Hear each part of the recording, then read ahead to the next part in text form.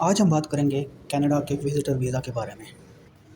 जी हाँ, हर third world country, underdeveloped country में हर बंदे की ख्वाहिश होती है कि वो भी किसी भी foreign country, specially developed countries जैसा कि कनाडा में जाके सेटल हो जाए।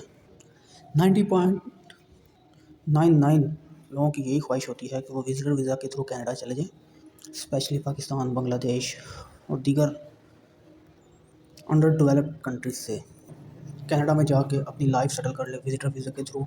वहाँ पे चले जाएँगे और फिर कुछ अर्सा गुजारेंगे और फिर वहाँ पे किसी कंपनी के थ्रू वर्क परमिट लेके अपना वीज़ा कन्वर्ट करवा लेंगे और अपनी लाइफ वहाँ पे सेटल कर लेंगे। मैक्सिमम की थिंकिंग यही होती है। तो आज हम इस पे बात करेंगे गाइस। शॉर्ट वीडियो है। Welcome to my channel mission abroad.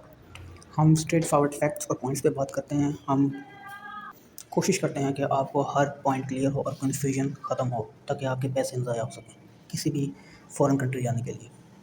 मैं हमेशा बात करता हूँ, मेन फैक्ट यही है कि आपने कंसल्टेंट या एजेंट लाजमी हायर करना है। कोशिश करें कि इमिग्रेशन लॉयर हायर कर लें, वो ज़्यादा बेस्ट रहता है। लेकिन ख़ुद से कभी भी अपनी फ़ाइल प्रोसेस ना करें, जैसा कि सारे यूट्यूबर्स और इन्फ्लुएंसर अपने चैनल को प्रमोट करने के लिए बताते हैं।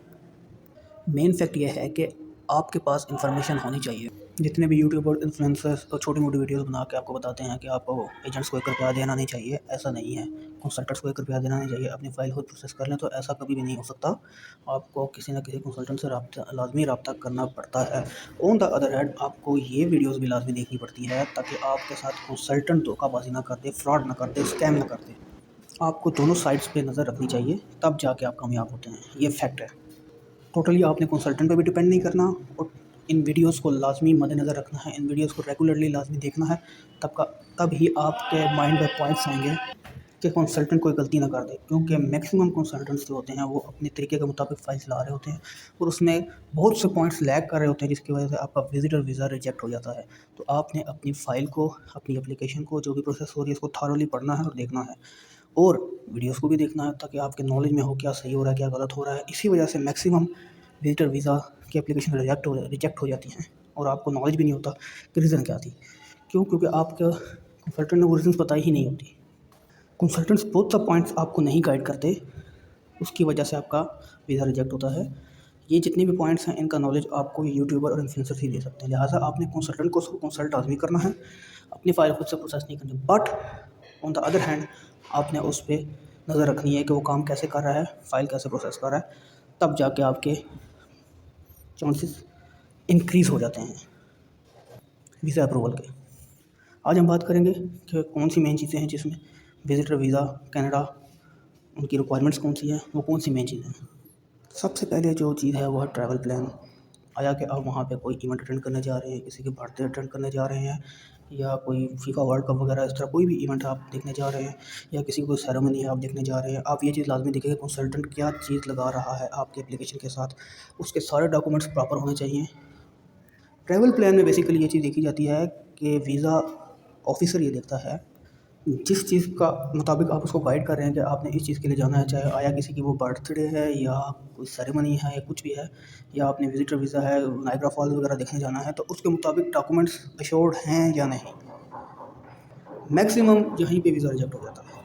इस चीज़ को आपने सबसे स्ट्रॉन्ग रखना है, इसके डॉक्यूमेंटेशन को आपने सबसे स्ट्रॉन्ग रखना है, चाहे वो रिटर्न टिकट है या वहाँ पे जाके इवेंट अटेंड करना है, कवर लेटर है, कवर लेटर में सारी चीज़ें प्रॉपर मेंशन करनी है, तब जाके आपका वीज़ा यहीं से इनिशिएट होता है। ये मेन फैक्ट है, ये मेन पॉइंट है।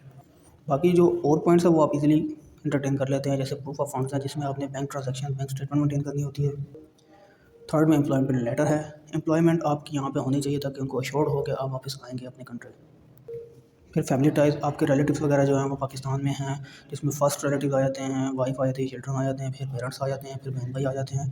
तो इन सब चीज़ों को भी आपने श्योर करना होता है ताकि उसको वीज़ा ऑफिसर को ये चीज़ अश्योर्ड हो जाए कि आप वापस पाकिस्तान लाजमी आएंगे। मेन फैक्ट इसमें एक और चीज़ भी आती है, लेटर ऑफ इन्विटेशन।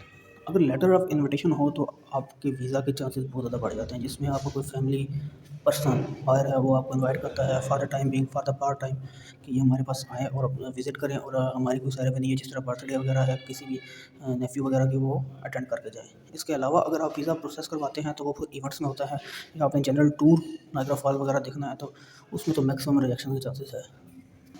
कंसल्टेंट आपको जो भी मिलेगा वो आपको यही कहेगा, उसने अपनी फ़ीस ले लेनी है थोड़ी सी, और थोड़ा सा उसने जो ये इसकी कुछ डॉलर्स फ़ीस है वो प्रोसेस कर देनी है, ताकि ये है कि अब वो आपको यही श्योर करेगा जी काम हो जाएगा, काम हो जाएगा। जब आपकी फैमिली होगी आपके साथ, वो आपको ये कहेगा आपकी फैमिली तो यहाँ पे है, हम उनको ये श्योर कर देंगे कि जी इसने वापस आना ही आना है, या आपकी जॉब यहाँ पे है, तो ऐसा नहीं है। एक और चीज़ भी है कि विजिटर वीज़ा रिजेक्शन के बाद आप अपील भी कर सकते हैं, वो भी मैक्सिमम रिजेक्ट ही होती है। और द मेन फैक्ट यह है कि आपने कंसल्टेंट ऐसा करना है जो आपको स्ट्रेट वे सच्ची बातें बताए, जो आपका रिलेटिव हो, कोई फैमिली पर्सन हो, नहीं तो आपके जो भी पैसे हैं वो मैक्सिमम चांस में ज़ाया ही जाएंगे। तो ये थी दोस्तों आज की गाइडलाइन। विजिटर वीज़ा अप्लाई करें, बट सब पॉइंट्स को आप मेरी वीडियोस के अलावा और भी वीडियोस देखें जिसमें आपको एडिशनल पॉइंट्स मिले। उसके बाद जाके कंसल्टेंट से चीज़ें डिस्कस करें प्रॉपर्ली कि ऐसा है कि आप मेरी फ़ाइल किस चीज़ चैनल के थ्रू चलाएँगे, उसका आउटकम क्या होगा। पहले उससे आउटकम पूछें कि चांसेस कितने हैं वीज़ा अप्रूवल के, उसके बाद आप फ़ाइल प्रोसेस करवाएँ। हम मज़ीद वीडियोस भी अपलोड करेंगे जिसमें कुछ स्टोरीज़ होंगी जिन लोगों की वीज़ा रिजेक्ट हुए। तो देखते रहिए मिशन अब्रॉड।